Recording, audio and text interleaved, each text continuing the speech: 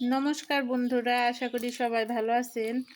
আজকে মা দুধের সর দিয়ে ঘি বানাবে, সেজন্য প্রথমে দুধের সরটা ভালোভাবে কষলিয়ে নিতেছে।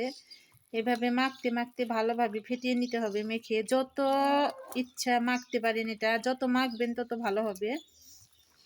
এখানে আমাদের 4 দিন দুধ জাল দিয়ে দিয়ে 4 দিনের সর আছে, সেই সরটা মা ভালোভাবে এখন চটকে নিতেছে। তো এটা ভালোভাবে আরও চটকে নিতে হবে, তবেই ঘি ভালো হবে খেতে।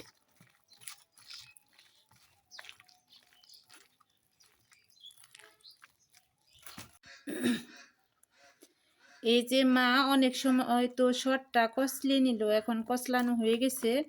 এখন জল দিয়ে এটা ভালোভাবে ধুয়ে নিবে, 3-4 বার করে ধুয়ে নিবে। জলটা দিয়ে দিবে এখন।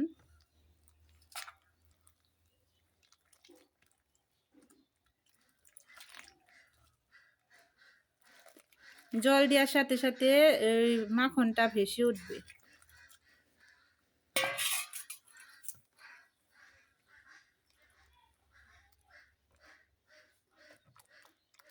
এখন ভালোভাবে 3-4 বার করে জল পাল্টে পাল্টে এটা ধুয়ে নিবে, তারপর জাল দিয়ে নিবে। ওই দেখেন বন্ধুরা, মাখনটা ভেসে উঠতেছে আর জলটা নিচে রয়ে গেছে, আর সম্পূর্ণ মাখনটা এই যে ভেসে উঠতেছে। এটা গ্রামীণ পদ্ধতিতে ঘি বানানো। এই যে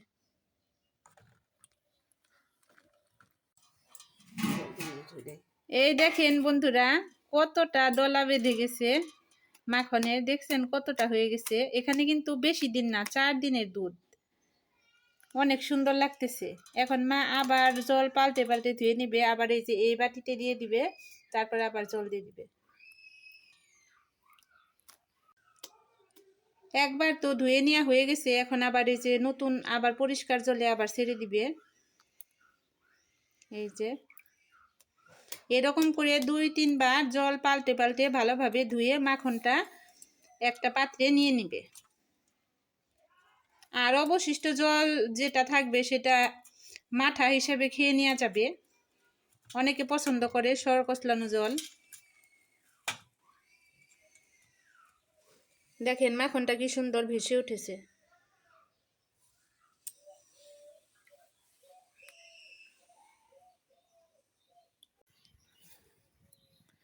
সর তো কষলে নিয়েছে মা, ভালোভাবে পরিষ্কার করে ধুয়েও নিয়েছে। ওই যে মার হাতে ওইটা সরের বাটি, ওইটা এখন মাখন হয়ে গেছে।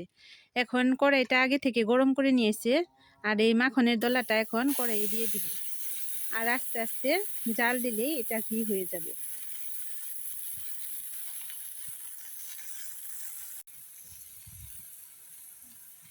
এই দেখেন বন্ধুরা, কি সুন্দরভাবে চারপাশ থেকে মাখনটা গলে ঘি তৈরি হচ্ছে।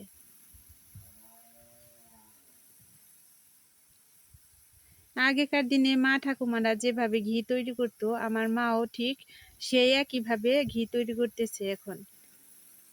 এখন তো আর মানুষে অতটা কষ্ট করে না, সবাই কিনে ঘি খায়। কিন্তু আমার বাবা বাড়ির খাঁটি গরুর দুধ দিয়ে ঘি যেটা তৈরি হয়, ওই ঘিটা খেতে পছন্দ করে। কিনে খেলে তো অনেকই খাওয়া যায়, কিন্তু নিজের হাতে তৈরি করে খাওয়ার মজাই অন্যরকম।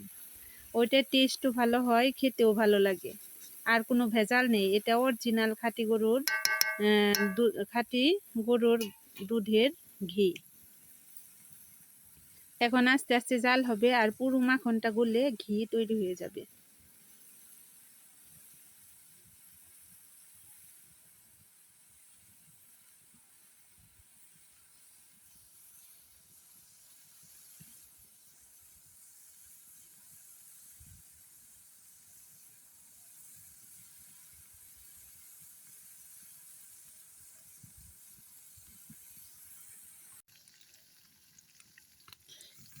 এই দেখেন বন্ধুরা, কি সুন্দর ঘি বের হইতেছে। আর মা কড়াইটা একটু কাট করে দিয়েছে, কারণ ওই যে নিচের পিঠটাও যাতে ভালোভাবে হয় সেজন্য। দুধের সর তো বন্ধুরা সবাই তুলতে পারেন আপনারা, সেজন্য ওটা আমি দেখাই নাই। দুধ দুধ ভালোভাবে ঘন করে জাল দিয়ে হালকা আঁচে বসিয়ে রাখলে মোটা যে সরটা পড়ে, ওই সরটা একটা বাটিতে তুলে তুলে রেখে তারপরে এই ঘিটা বানাইতে হয়। এই ঘিটা বানানো যতটা সহজ, খেতেও কিন্তু ততটা মজার হয়।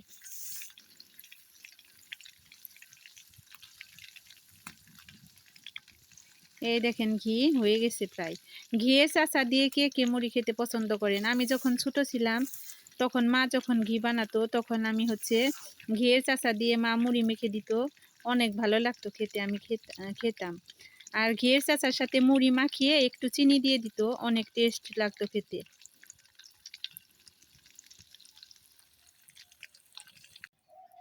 এই তো বন্ধুরা, ফাইনালি আমার মায়ের ঘি জাল দেওয়া কমপ্লিট হয়ে গেল। আর চারপাশে যে কালো দেখতেছেন ওটা হচ্ছে মাখন গোলে যে ইটা থাকে, ওইটা হচ্ছে ঘিয়ের চাচা হয়। ওটা সবাই এভাবে যারা যারা বানান সবাই জানেন যে নিচে ঘিয়ের চাচা পড়ে। কিন্তু এই দেখেন কতটা সুন্দর, এই যে টলটলে ঘি দেখেছেন। পুরাটাই আমাদের ঘি বানানো এখন কমপ্লিট। এখন অপেক্ষা করতে হবে এটা যখন ঠান্ডা হবে তখন একটা পাত্রে রেখে তারপরে আলু বেগুন সিদ্ধ বা এমনিও কোনো ভাজি টাজির সাথে খেতে পারেন, যার যেরকম ভাবে খেতে ভালো লাগে। এটা ঠান্ডা হওয়ার পর মা এখন ঢেলে নিবে। এই দেখেন বন্ধুরা, ঘি তো ঠান্ডা হয়ে গেছে, একটু কুসুম কুসুম গরম আছে। মা এই পাত্রে ঢেলে নিল। এই পাত্রে ঢাললো এই কারণে যাতে চামিচ দিয়ে উঠাতে সুবিধা হয়। এই দেখেন কতটা সুন্দর হয়েছে। এই যে এটা আমরা পরে ছেঁকে নিয়ে একটা কাঁচের বমে ঢেলে নিব, কিন্তু ঘি বানানো কমপ্লিট হয়ে গেছে। আপনারা যারা যারা ঘি খেতে পছন্দ করেন তারা অবশ্যই এভাবে বানিয়ে খাবেন, সবারই ভালো লাগবে। আর এই যেখানে কড়াইয়ের উপর দেখতেছেন ঘি চাচা, এগুলো এখন মা চেঁচে একটা বাটিতে করে রেখে দিবে। এটা খেতে অনেক ভালো লাগে। এই দেখেন বন্ধুরা, হাঁসগুলো পুকুর পাড়ে বসে বসে গা ঝাঁকাচ্ছে। এত ঠান্ডায় মানুষই অনেক ভেঙে পড়েছে, হাঁসের অবস্থা আর কি বলবো। হাঁসগুলো এখন রেস্টে আছে, জলের থেকে উঠে রেস্ট করতেছে। আর এই দেখেন আমাদের বাইরের প্রকৃতির দৃশ্য কতটা সুন্দর লাগতেছে। আমার মায়ের ঘি বানানোর রেসিপিটা যদি আপনাদের ভালো লাগে অবশ্যই আমার চ্যানেলটা সাবস্ক্রাইব করে আমার পাশে থাকবেন। আর আজকের ভিডিওটি বেশি বড় করব না, পরবর্তী ভিডিওতে আবার দেখা হবে। যারা যারা আমার ভিডিওটি দেখতেছেন তাদেরকে অসংখ্য ধন্যবাদ। সবাই সুস্থ থাকবেন, ভালো থাকবেন আর আমার পাশে থাকবেন। আজকের জন্য টাটা, বাই বাই।